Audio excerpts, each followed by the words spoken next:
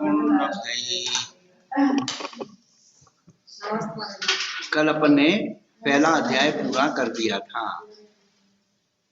दूसरे अध्याय का अपन प्रारंभ कर रहे हैं। ये दूसरा अध्याय बड़ा महत्वपूर्ण। निक्षेप विधि में नाम, स्थापना, द्रव्य और भाव है। तो भाव को तत्व कहते हैं। अतः जीव एक तत्व है। तो ये अभी पूछ रहे हैं पेज नंबर 107।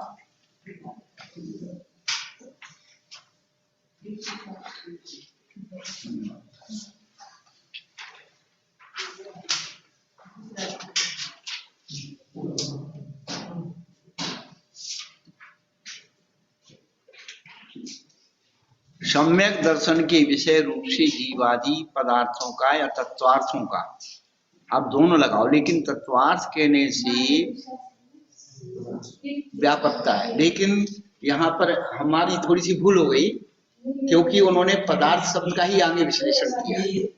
हमने वहां तत्वार्थ करवा दिया है, कर लिया है, लेकिन पदार्थ ही होना चाहिए। नहीं, वो तो ठीक है, अभी उसको देख लेते हैं। क्योंकि उन्होंने जब भूमिका बांधी है ना, तो उन्होंने कहा जीव पदार्थ व्याख्या, अजीव पदार्थ व्याख्या, वहाँ पदार्थ शब्द ही प्रयोग किया।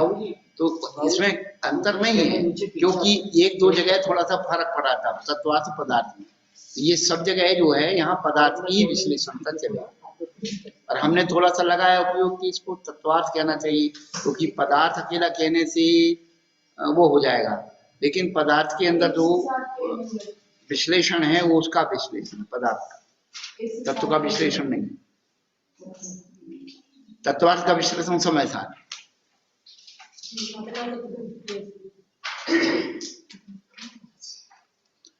तो वो तो खैर अपन ने हिंदी में किया है, तो अपन कर लेंगे दर्शन। तो उन्होंने कहा कि सम्यक दर्शन के विषय रूप से जीवादि पदार्थों का कथन किया है। उनके आदि में जो जीव पदार्थ आया है उसका स्वतत्व क्या है, जीव पदार्थ में तत्व क्या है, उसका स्वयं का निज तत्व क्या है, यह बतलाने के लिए आगे का सूत्र कहते हैं औपशमीक्षायकौ भावौ मिश्रश्च जीवस्य स्वतत्व मौदेक पारिणामिकौ च। तो औपशमिक, क्षायक, मिश्र, औदिक और पारिणामिक ये जीव के स्वतत्व हैं। क्या? तो इसमें अपन को देखना है औपशमिक, क्षायको, भावो मिश्रश्च जीवस्य स्वतत्व। तो जीवस्य स्वतत्व सूत्र में कहाँ रखा है? बीच में। क्या? आगे भी नहीं रखा, पीछे भी नहीं रखा, कहाँ रखा? मध्य दीपक।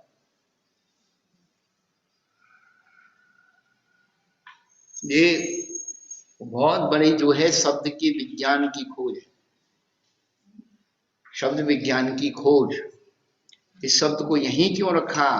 आगे भी रख सकते थे, पीछे भी रख सकते थे।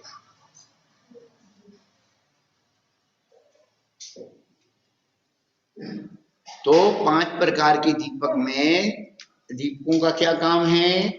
आदि दीपक क्या काम करता है? हाँ, आदि दीपक क्या काम करता है? वस्तु के अंश की चर्चा करता है। आदि दीपक कहाँ लगता है? आदि में, शुरू में लगता है। जैसे सम्यक दर्शन ज्ञान, चार प्राणी मोक्ष मार्ग, सम्यक आदि दीपक लगा है। उत्तम क्षमा मार्दवार्जव, तो उत्तम आदि दीपक है, तो ये आदि दीपक लग गया। तो जहां उसके अंग और अंश की चर्चा करनी है वहां कहाँ लगता है? आदि दीपक। और अंत दीपक कहाँ लगता है? जहां पूर्ण की चर्चा करनी है वहां अंत दीपक लगता है, और जहां पूर्ण अपूर्ण की चर्चा करनी है वहां मध्य दीपक लगता है।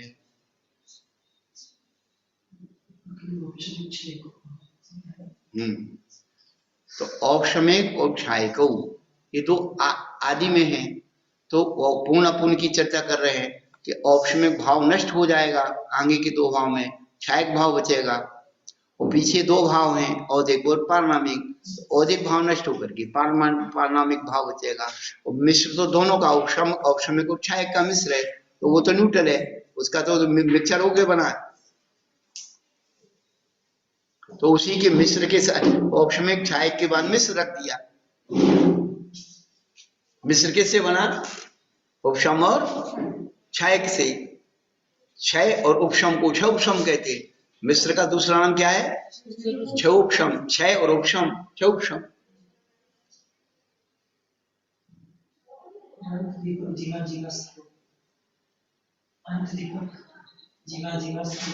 हाँ, तो जीवा जीवाश्रव बंध संबंध निद्रा मोक्षा तत्व। तो जीव तत्व है, अजीव तत्व, तो उस शब्द के साथ ये बंध बाद में लगा रहे, और जिसका आदि दीपक उसको शुरू में लगाते हैं। सम्यक दर्शन, उत्तम क्षमा, उत्तम मार्दव, जीव तत्व, अजीव तत्व, आश्रव तत्व। तो शब्द भी उसकी विन्यास के हिसाब से लग रहा है। अब उनको बहुत कठिनाई नहीं है।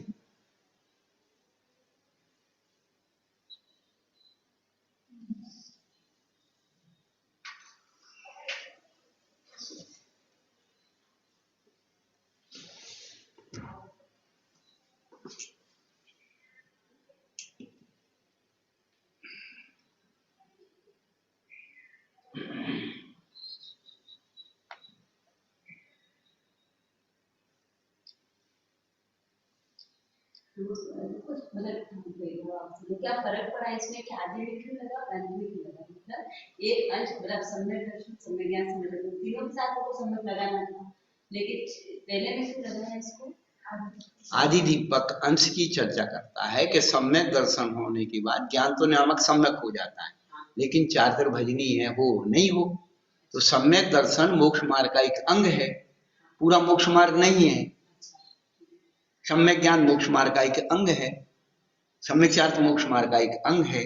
जब तक तीनों एक साथ नहीं मिलेंगे तब तक मोक्ष नहीं होगा। अंत में जीव अपने आप एक पूर्ण तत्व है, तत्व का अंग नहीं है। अजीव अपने आप एक पूर्ण तत्व है, तत्व का अंग नहीं है। आश्रव अपने आप एक पूर्ण तत्व है।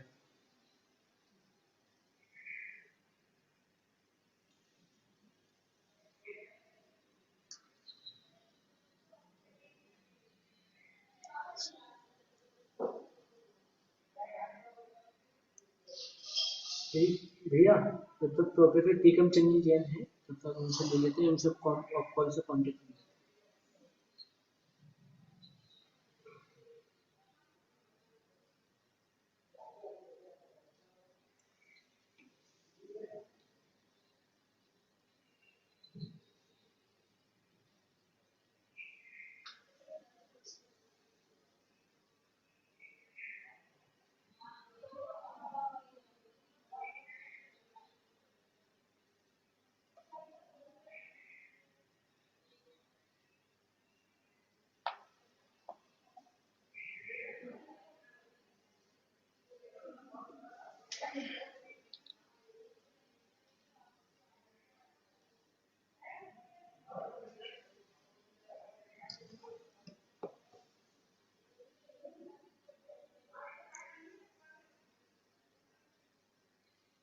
एक 5 प्रकार के हर जीव के अंदर परिणाम पाए जाते हैं, भाव पाए जाते हैं। इसी जीव के स्वतत्व हैं जो जीव में ही पाए जाते हैं। अब अपन इन परिणामों को पानी के द्वारा परीक्षण करते हैं। क्या? पानी के द्वारा परीक्षण करते हैं। क्या?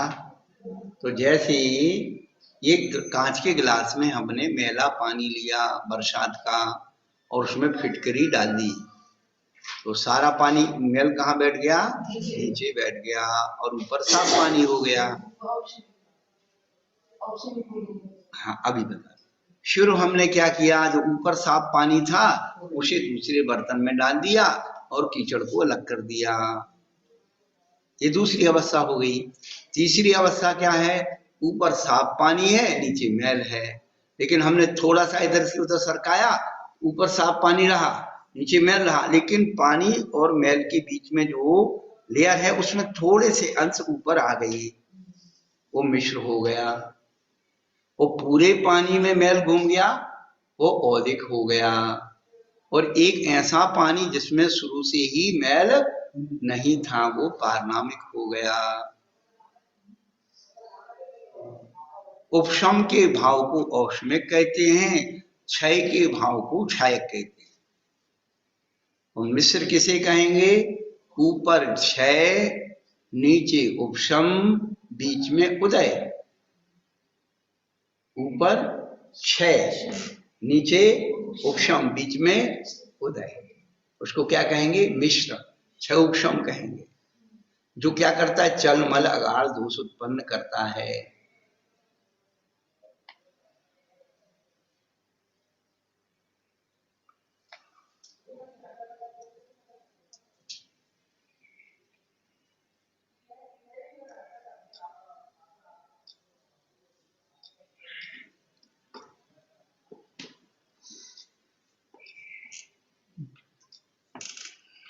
अब इसको समझने के लिए, मिश्र अवस्था को समझने के लिए, उपक्षम की परिभाषा को समझने के लिए हमें कुछ एक नए शब्दों को बनाना होगा, उसे अलग ढंग से समझना होगा।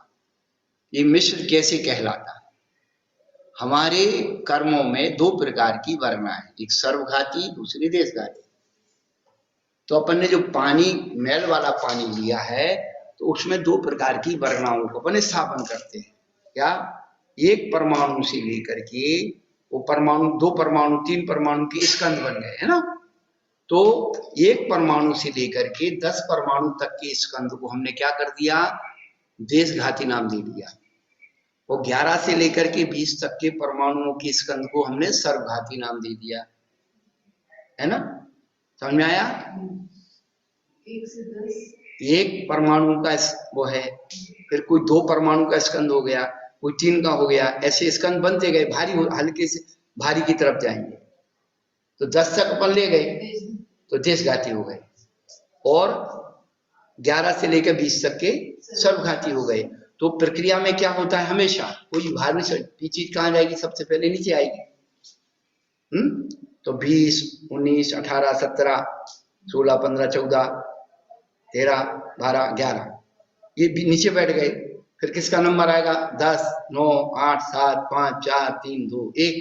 तो सबसे हल्का सबसे बाद में आएगा, हल्का तो पहले जाएगा नहीं नीचे, है ना? ये तो व्यवहारिक गणित है। तो अब उसकी लेयर बन गई, सारा उपशमित हो गया। तो अपन जो परिभाषा बनाते हैं, सर्वघाती स्पर्धों का उदयाभावी क्षय और उन्हीं का सद अवसर उपशम और देशघाती प्रकृति का उदय, इसका नाम हो गया क्षय उपशम।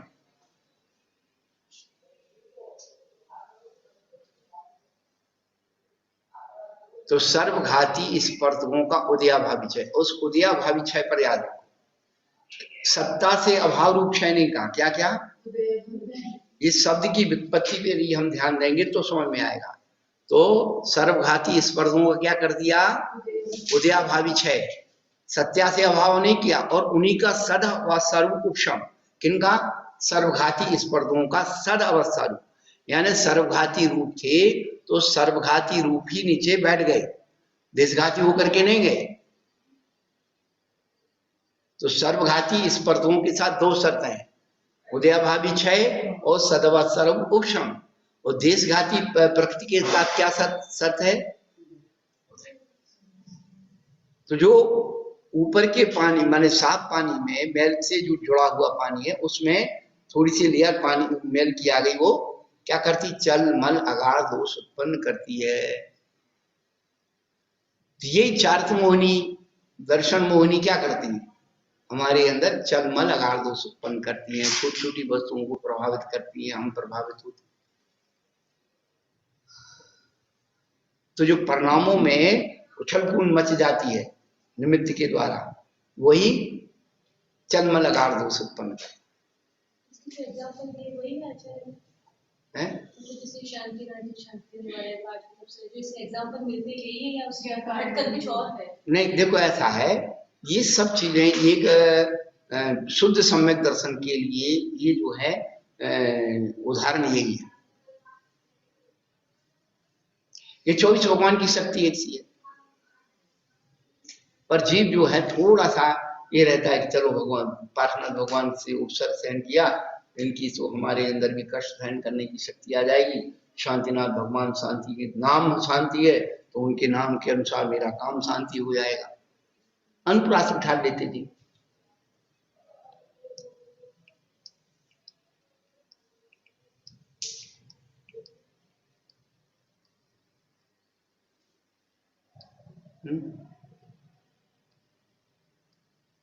ये जाप करो, ये पाठ करो, ठीक है, कर्मों की उदय उद्दीपना के लिए निमित्त 9 कर्म होते हैं, ऐसा नहीं है, लेकिन जो शुद्ध समय सार में पहुंच रहा है उसके लिए कोई मायने नहीं रखते। कर्म का उदय कोई मायने नहीं है। ज्ञानी के लिए कर्म का उदय कोई मायने नहीं रखता। ये कसाएं कोई मायने नहीं रखते। मिथ्यात्ववृत्ति सब परद्रव कहाँ समय सार पड़ रहा है कि तू भोजन की इच्छा कर रहा है तो परिग्रह, पान की इच्छा कर रहा है तो परिग्रह, तू अपने लिए कर रहा है तो भी परिग्रह है, तो दूसरे का गिन रहा है तो वो तो महापरिग्रह है। मनोज्ञा मनोगेंद्री विषय राग देश वर्जनानी पंच, तू दूसरे के में पहुंच गया, अरे तू अपना संभाल लेता, तेरा अपना संभलता नहीं, वो गिने जा, क्या होने वाला।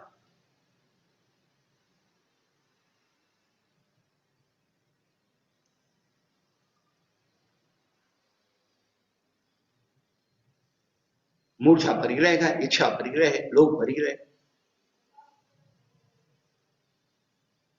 किसकी इच्छा करता? करता बुद्धि से।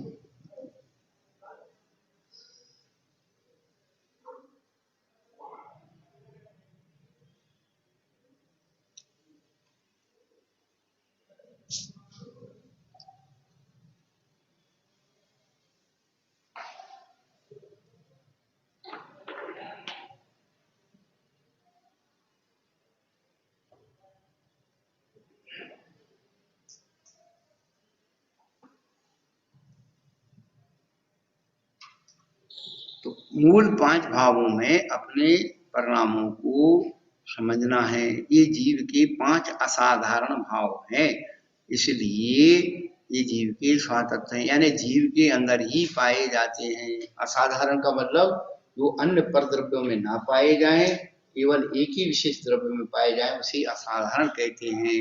वो साधारण जो सब में पाए जाते हैं वो साधारण।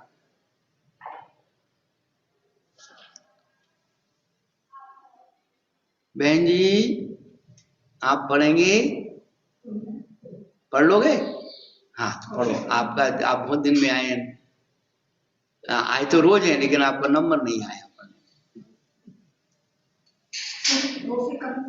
हाँ 252 पेज उसे पैराग्राफ पढ़ लो। जैसे कर्तक आदि द्रव्य के संबंध से जल में कीचड़ का उपशम हो जाता है, उसी प्रकार आत्मा में कर्म की निज शक्ति का कारण से प्रकट न होना उपशम है। हाँ सुनो, अब क्या कह रहे हैं, कथक जानते हो क्या होती है? फिटकरी, इसको तुटी बोलते हैं, महाराष्ट्र में क्या बोलते हैं? तुटी। जो तोड़ के रख दे, तुटी, तुरटी। हाँ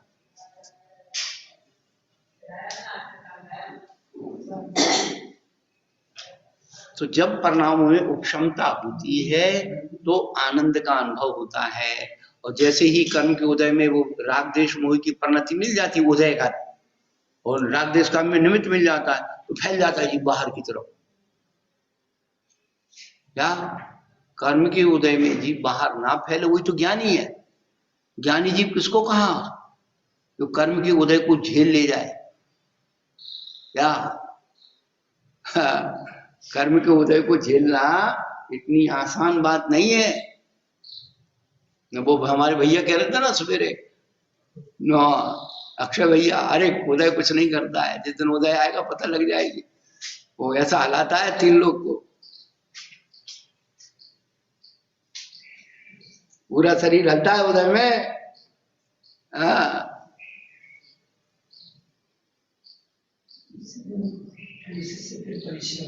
ज्ञानी जीव के कर्म के उदय में बंध नहीं होता। क्यों नहीं होता? कर्म का उदय तो आता है, लेकिन प्रकृति स्थिति के द्वारा कि प्रकृति और प्रदेश के द्वारा खिर जाता है, क्योंकि उसने अपनी तपस्या के द्वारा सत्ता में ही क्या कर लिया है, कर्म की स्थिति अनुभाव को नीण कर दिया है, नीरस कर दिया है। इसलिए उसके कर्म का उदय उसको फल द्वारा नहीं दे सकता है, बंद नहीं करा सकता। और उसने पहले से ही सत्ता में और उसे पुष्ट कर लिया है, क्या कर्म को और पुष्ट कर लिया, सत्ता में ही उसकी स्थिति अनुभाव को बढ़ा लिया। तो भोग भैया तो शांति से सहन करेगा। हाँ, शांति से सहन करेगा और को दोष नहीं देगा।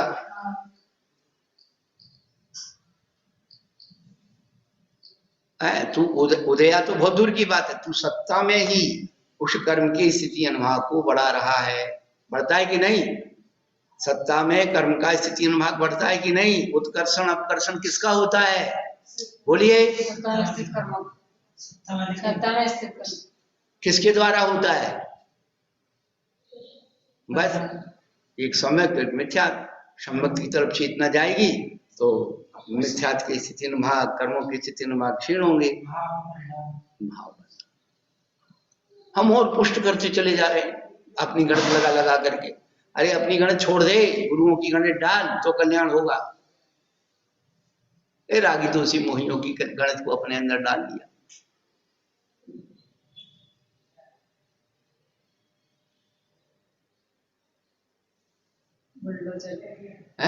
बुलडोजर की तरह सारे कर्मों को सत्ता से नाश भी कर सकते। हाँ,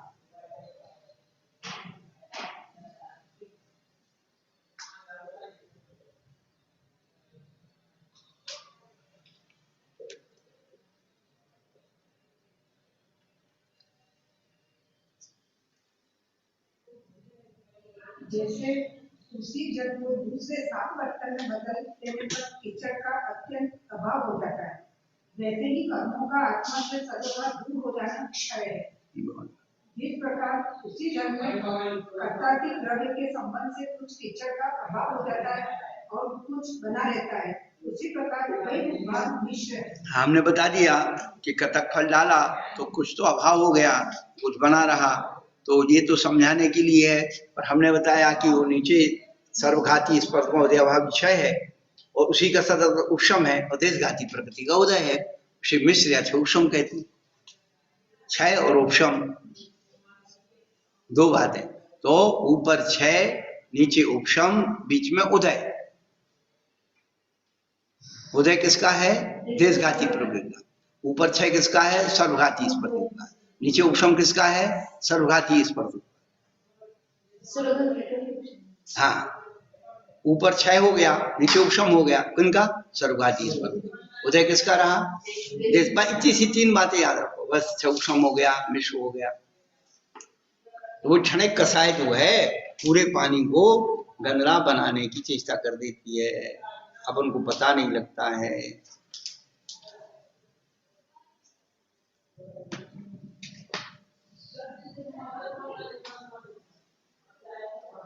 पढ़ो मां। द्रव्य की निमित्त के वश से कर्मों के फल का प्राप्त होना उदय है, और जिनके होने में द्रव्य का स्वरूप लाभ मात्र कारण है वह परिणाम है। जिस भाव का प्रयोजन अर्थात कारण उपशम है वह औपशमिक भाव है। इसी प्रकार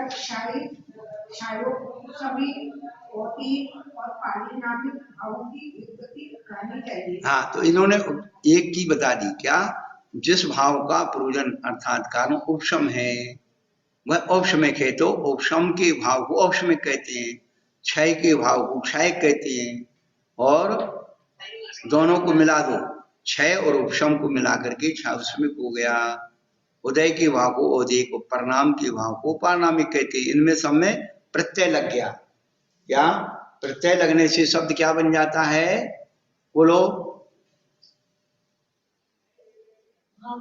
भाववाची बन जाता है। तो उपशम के भाव को औपशमिक कहा, क्षय के भाव को क्षय कहा, और दोनों के मिले हुए भाव को मिश्र या क्षौपशमिक कहा। उदय के भाव को औदिक कहा, परिणाम के भाव को पारणामिक कहा।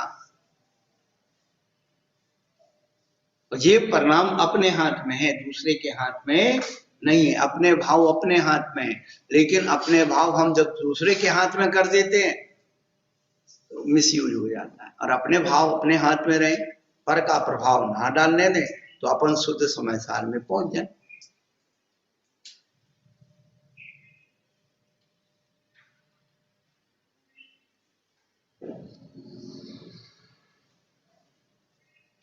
ये 5 भाव असाधारण है, इसीलिए जीव के सब तत्व फैलाते हैं। सम्यक दर्शन का प्रकरण होने से उसके 3 वेदों में से सर्वप्रथम औक्षणिक सम्यक दर्शन होता है। अर्थात औक्षणिक भाव को आदि में ग्रहण किया है। अब इन 5 भावों का जो क्रम रखा है, क्रम रखाने का कारण भी बताते हैं। पढ़ो। क्षायिक भाव औक्षणिक भाव का प्रतियोगी है और संसारिक जीवों की अपेक्षा औक्षणिक सम्यक दृष्टियों से क्षायिक सम्यक दृष्टि असंख्यात गुणे हैं। अर्थात औक्षणिक भाव के पश्चात क्षायिक भाव को ग्रहण किया है। मिश्र भाव इन दोनों गुण होता है और क्षायोक्षणिक सम्यक दृष्टि भी औक्षणिक और क्षायिक सम्यक दृष्टियों से असंख्यात गुण होते हैं। अर्थात तत्पश्चात मिश्र भाव को ग्रहण किया है। इन सबसे अनंत गुण होने के कारण इन सबके अंत में बौद्धिक और पारिणामिक भावों को रखा है। शंका, यहाँ औक्षणिक क्षायिक मिश्रों में इस पारिणामिक का इस प्रकार ध्वन समास।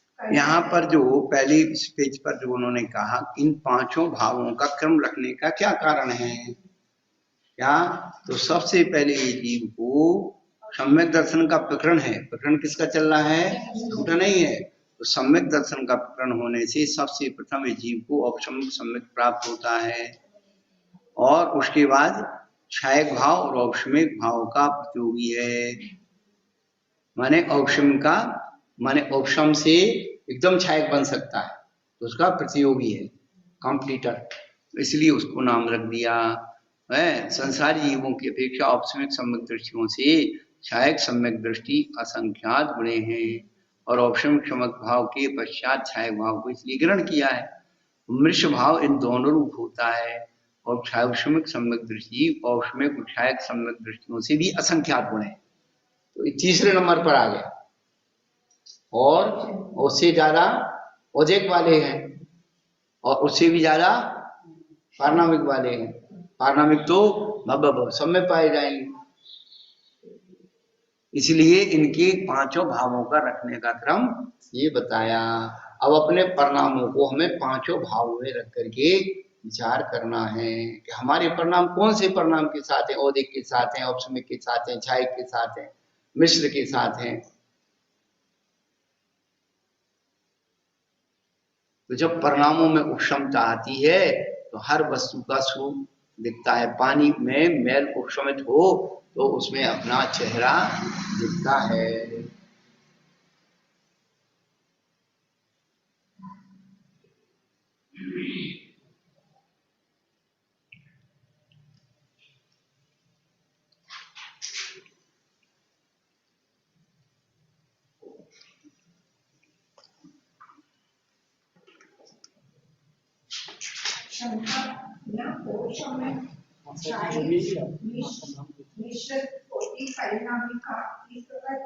करना चाहिए।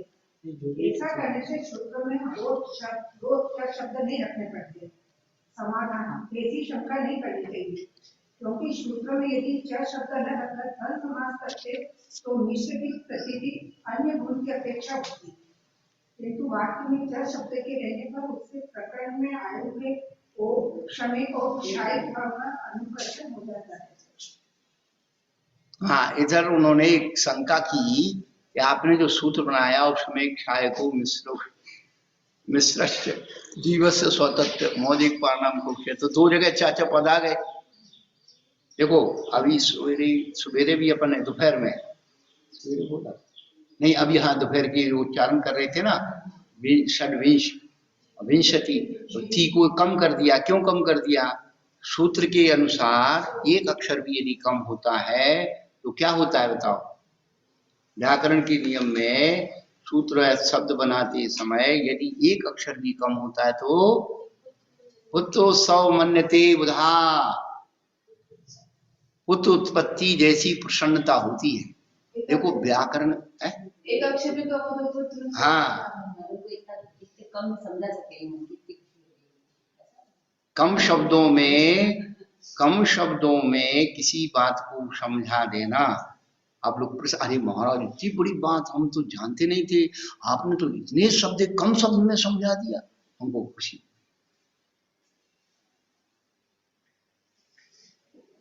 और मूर्ख को तो कितना ही तुम समझाते रहो। हाँ, संसार में दो व्यक्तियों को कोई नहीं समझा सकता, ध्यान रखना, एक महामूर्ख को और एक ज्ञानी।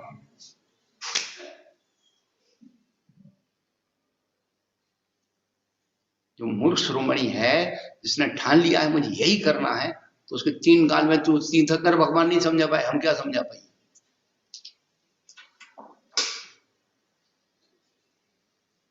इसलिए ऐसे व्यक्तित्व को उसके हाल पे छोड़ देना चाहिए। मध्यस्थम वृत्तिम, जब तेरा निर्णय तेरा है तो तू संभाल, बात खत्म।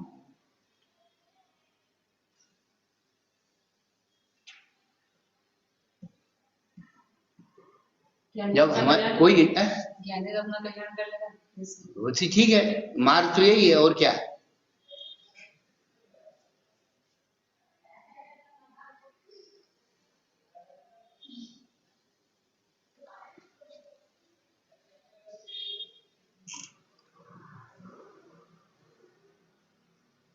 उपदेशो ही मूर्खाणाम प्रकोपायना शांतये पयापानम भुजंगानाम केवलम विष्णु।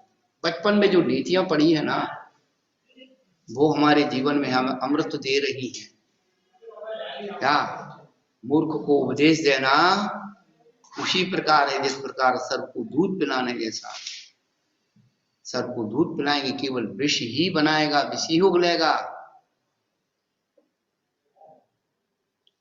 उपदेश वही मूर्खानाम प्रकोपायना शांत, उसके प्रकोप को शांत करने वाला नहीं और बढ़ाने वाला होगा।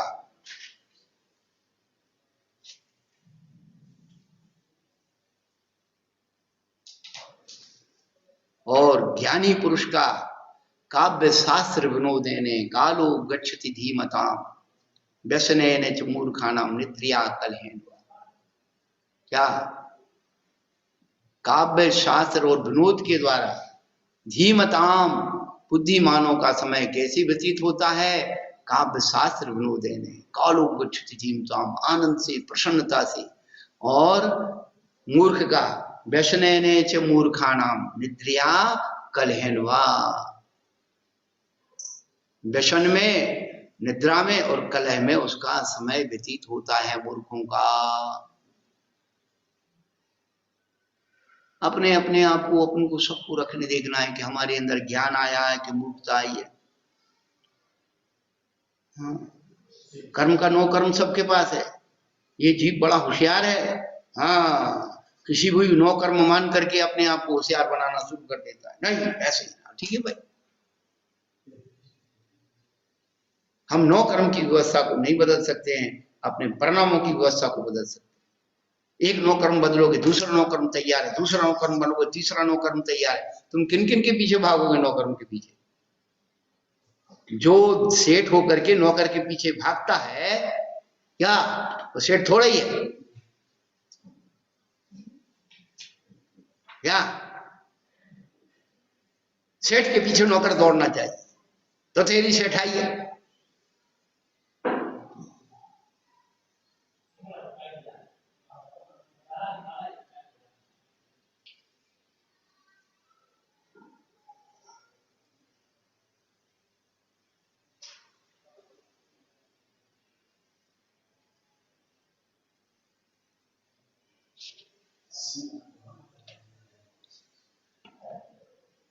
शंका तो भी सूत्र में छायोपसमित पद का ही ग्रहण करना चाहिए, समाधान नहीं, क्योंकि छायोपसमित पद के ग्रहण करने में गौरव है।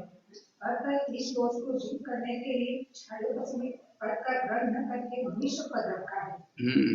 देखो एक एक शब्द को बनाने की कितनी मेहनत की आचार्य भगवान ने, एक एक सूत्र को बनाने की मेहनत की। हमें पढ़ने में मेहनत नहीं करना पड़ रही है, सारा पका पकाया रखा है, खाने में हम कर रहे, बना के खाओ पता लग जाएगी, बना बनाया मिल रहा है ना। हाँ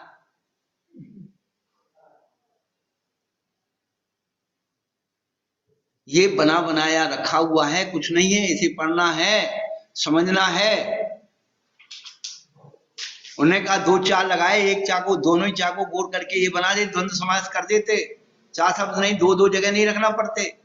तो कहते भाई ऐसी शंका मत करो, क्योंकि सूत्र में यदि चार शब्द ना रख के द्वंद्व समास करते तो मिश्र की प्रतीति अन्य गुण की अपेक्षा होती, किंतु वाक्य में चार शब्द के ग्रहण बनने से प्रकरण में आए हुए औपसमयक और क्षायक भाव का अनुकर्षण हो जाता है। क्या कि मिश्र शब्द दो पद को मिलकर के बनाया गया है,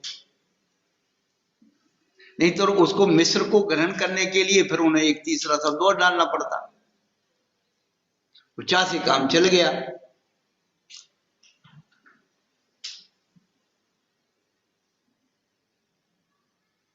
तो उन्होंने कहा तो फिर सूत्र में छावसन पद का ग्रहण करना चाहिए, मिश्र का नहीं।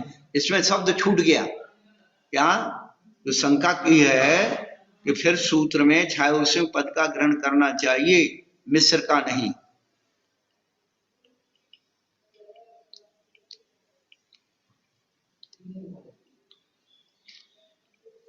समाधान नहीं, क्योंकि छावसन पद के ग्रहण करने में गौरव है, अतः इस दोष को दूर करने के लिए छावसन पद ग्रहण ना करके मिश्र पद रखा है। गौरव है ना, भारीपन है, ज्यादा अक्षर है, छावसन पद में ज्यादा अक्षर है, थोड़े में काम चल रहा है तो हम थोड़े में बोलेंगे।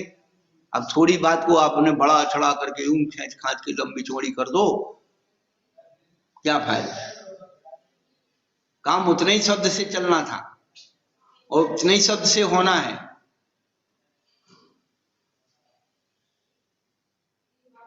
तो आचार्य तो भाषा को भी भाषा के विज्ञान से घटित कर रहे हैं कि थोड़े अक्षरों में थोड़े वर्णों में काम चल जाए, दोनों की अपेक्षा मिश्र पद में मध्य में रखा है। कौन? औपसमयक और क्षायक भाव भव्य के ही होते हैं, किंतु मिश्र भाव अभव्य के भी होता है, इसलिए तीसरे पद में मिश्र भाव को रखा है। पढ़ो मां। तथा औदिक और पारिणामिक भावों के साथ भव्य के भी होता है। हाँ, अभव्य के औदिक भी होता है, पारिणामिक भाव भी होता है, ये दोनों भाव भव्य के भी होते हैं, लेकिन औपसमयक और क्षायक भाव भव्य के ही होंगे।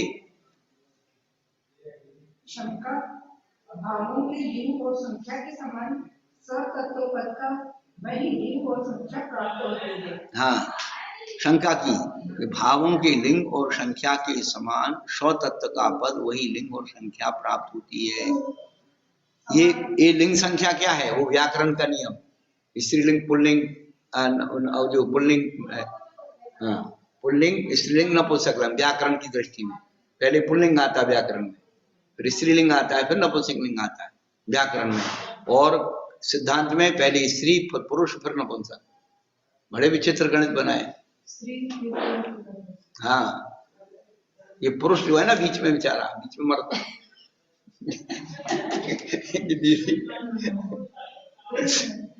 हाँ, उससे स्त्री भी प्रभावित होती है, नपुंसक भी प्रभावित।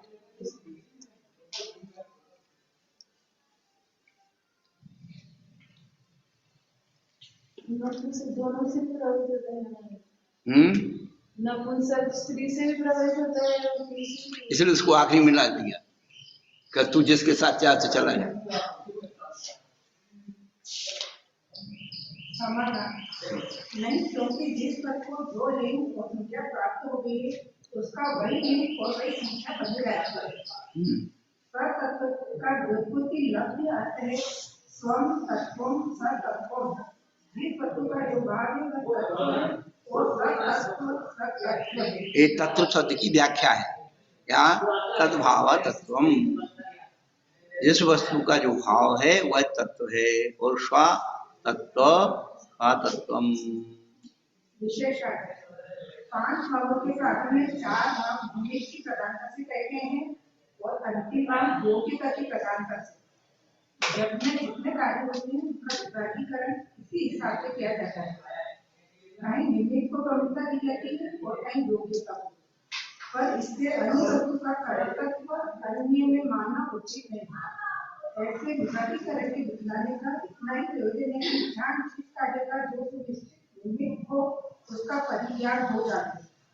दोनों तो कार्य अपनी योग्यता से होता है, किंतु जिसका जिसके होने के साथ सुनिश्चित अन्वय व्यतिरेक पाया जाता है वह उसका सुनिश्चित निमित्त कहा जाता है। हाँ, सुनिश्चित निमित्त माने इसके बगैर वो कार्य से सुनिश्चित निमित्त मतलब इसके बगैर जो कार्य होता हो नहीं होता हो, तो अन्वय किसे कहते हैं?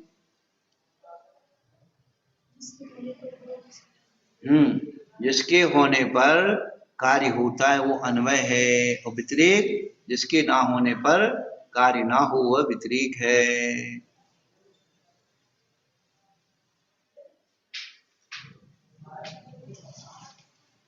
इस हिसाब से विचार करने पर औपचारिक, छायोपसमिक और भौतिक के 4 नैमित्तिक भाव कहलाते हैं। ये 4 भाव क्या कहलाते हैं? किसी निमित्त से उत्पन्न होते हैं। लेकिन जो पारणामिक भाव है वो क्या है?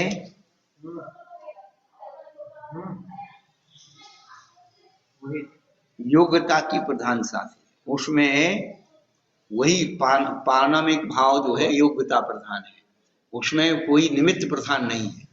यदि निमित्त प्रधान होगा तो क्या होगा? पारणामिक भाव में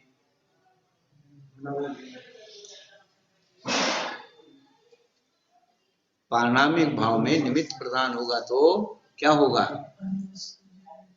अनमस्सा दोष उत्पन्न हो जाएगा, पहली बात। दूसरी बात, फिर कोई भी तो जिसको प्राप्त करना वो मिलेगा ही नहीं।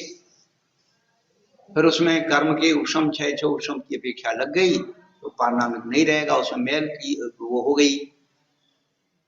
तो जो पारणामिक भाव है, इसलिए परम पारणामिक भाव क्या? समय सार का विषय शुद्ध परम पारणामिक भाव है, जिसमें किसी निमित्त की अपेक्षा नहीं है। और जब समय सार में आने के बाद हम निमित्त को स्वीकार करते हैं तो भ्रष्ट होते हैं। ये ध्यान रखना, ये बार बार हम हमेशा बताते हैं कि जब समय सार में आप आ गए, हम आ गए और पुनः निमित्त में और व्यवहार में अति परिवर्तन करते हैं, तो हमारा व्यवहार का अति परिवर्तन हमको अपनी साधना से च्युत करा देता। क्या? व्यवहार का अति परिवर्तन साधना से च्युत करा देता है। जो निश्चय को पाना चाहते वो निश्चय भी नहीं रहता है।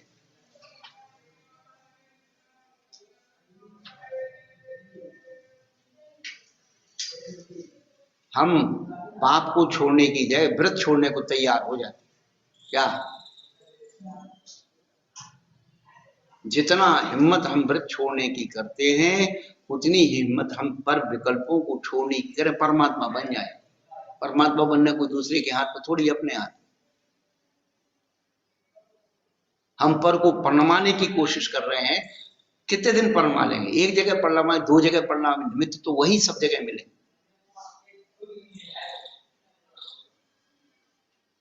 यही अनवस्था दोष हो जाता है।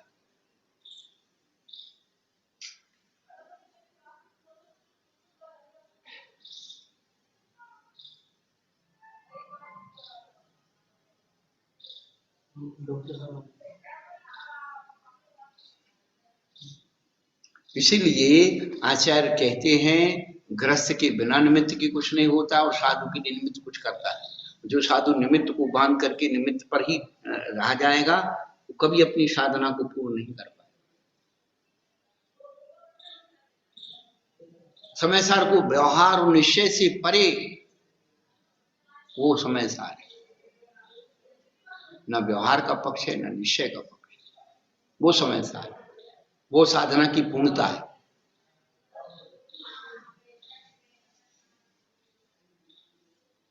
हम व्यवहार को गाली दे करके निश्चय के गुण गाएं और निश्चय के गुण गा करके व्यवहार को गाली दें, कल्याण नहीं होगा।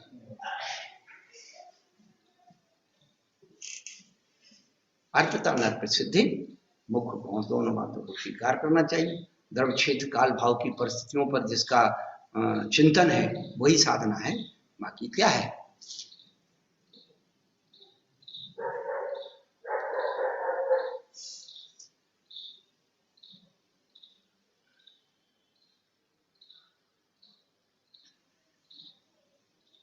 तो एक आत्मा के जो औक्षणिक अधिभाव है उनकी कोई भेद है या नहीं? भेद है, यदि ऐसा है तो भेद है या अभेद है। देखो ऊपर दिया है वेदन से पदार्थो उता भेदा भेदबंता उता भेदा, जो शंका की ना संस्कृत में। देखो हमने बहुत मिलाई पदों को कि हिंदी में कहाँ छूट रहा। तो जो अत्रा है तस्से कशात्मनो ये भावा औक्ष्म का दया से किम भेदवंत उता अभेदा इति। उता माने अथवा। तो इधर हिंदी में क्या कर दिया, उनमें कोई भेद है या अभेद है, इतना छूट गया। तो फिर आंसर दिया नहीं, भेद है अभेद है, ऐसा उन्होंने कहा। क्या कोई भेद है या भेद है?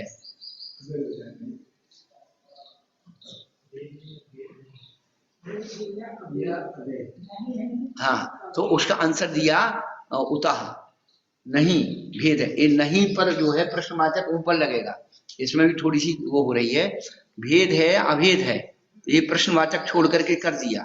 फिर नहीं पद जो आएगा, नहीं क्या नहीं प्रश्नवाचक है, प्रश्नवाचक मतलब अर्धविराम, यहाँ अर्धविराम आएगा।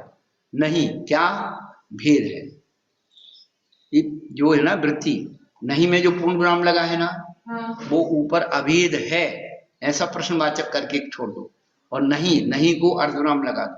देखो देखा है ना, अतुर्चिति भेद बनता।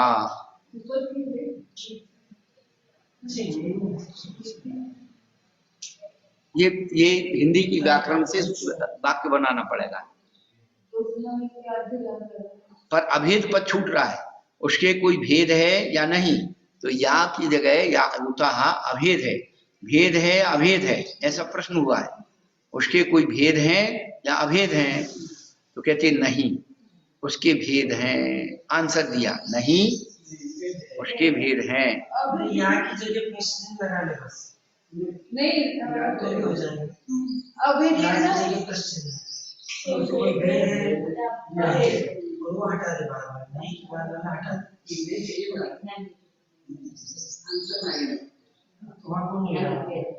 हाँ, पर ये सेंटेंस जो है ना व्याकरण के ऊपर की संस्कृत की दृष्टि से यहाँ में सुधार है। उन्होंने अभेद पद दिया ना, उता अभेदाति, तो किम भेदवंता उता अभेदवंता, भेद वाला है अथवा अभेद वाला है, तो अभेद पद ऐसा है इसमें छूट रहा। तो फिर उन्होंने निषेध किया, क्या नहीं क्या भेद है। यहाँ भी रहेगा फिर इसमें कोई भेद है या भेद? हाँ देश नहीं, हाँ भेद है। अब आया समझ में सेंटेंस? इसमें कोई भेद है या भेद तो नहीं। हाँ, नहीं किसके लिए है? आंसर के लिए। भेद है या भेद, तो इसमें तो क्वेश्चन मार्क कर दिया, पर आंसर दे रहे कि ऐसा नहीं भेद है।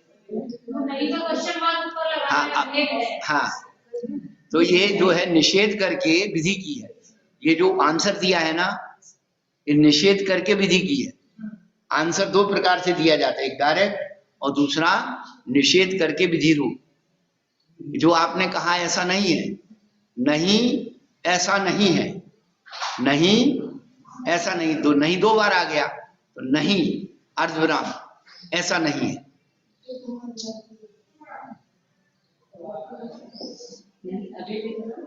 नहीं क्या ऐसा नहीं है, नहीं तो अर्धविराम, ये छोटा सा प्रश्न, अर्धविराम का छोटा प्रश्न, नहीं नहीं क्या ऐसा नहीं। जैसे आपने बोला नहीं महाराज जी नहीं, हम पूछ रहे नहीं क्या क्या है, नहीं क्या है ऐसा नहीं। आप बोले नहीं तो नहीं क्या ऐसा नहीं। समझ में आ रहा है? तो उसको नहीं को उन्होंने प्रश्नवाचक बनाया। नहीं क्या? ऐसा नहीं। हाँ, तो निषेध पूर्वक विधि नहीं, निषेध हो गया। जो आपने कहा है वो नहीं है, नहीं ऐसा नहीं है, ऐसा है। हाँ, उस एक आत्मा में जो औपनिषद का भाग है, उसके कोई भेद है या भेद? हाँ, भेद नहीं, भेद नहीं, वो नहीं को गोल करना नहीं के बाद कर्म। हाँ, अर्धविराम, नहीं, हाँ, अर्धविराम। नहीं, भेद है। हाँ, नहीं नहीं को हटाना है ना। किसको? नहीं को हटाना नहीं है। हाँ, इसका आंसर आ गया कि भेद है। नहीं नहीं है, क्रॉस किया है अपन ने। जी हाँ, करेक्शन किया है। मतलब उससे कोई भेद है या अभेद है, ये हाँ। प्रश्नवाचक हो गया। फिर आंसर दिया भेद है। नहीं नहीं शब्द नहीं आता है, भेद है। नहीं लिखो तो फिर नहीं लिखो तो चल सकता। नहीं, नहीं लिखो तो भी चलेगा, लेकिन प्रश्नवाचक बना दिया। प्रश्नवाचक बनाने के, हाँ, किम भेद बनता, किम प्रश्न है ना, किम शब्द किस प्रश्नवाची है? क्या कोई भेद है? कोई भेद है या अभेद है, ये प्रश्नवाची हो गया। नहीं तो भेद है, तो उसमें निषेध करके के भेद अभेद की बात नहीं है, नहीं भेद है। तो नहीं को हमने गोल कर दिया। हाँ ठीक है, उसमें भी चल जाएगा, लेकिन इतना बात है कि इसमें अभेद पद छूट रहा है। पहली बात तो ये प्रश्न में अभेद पद छूट रहा है।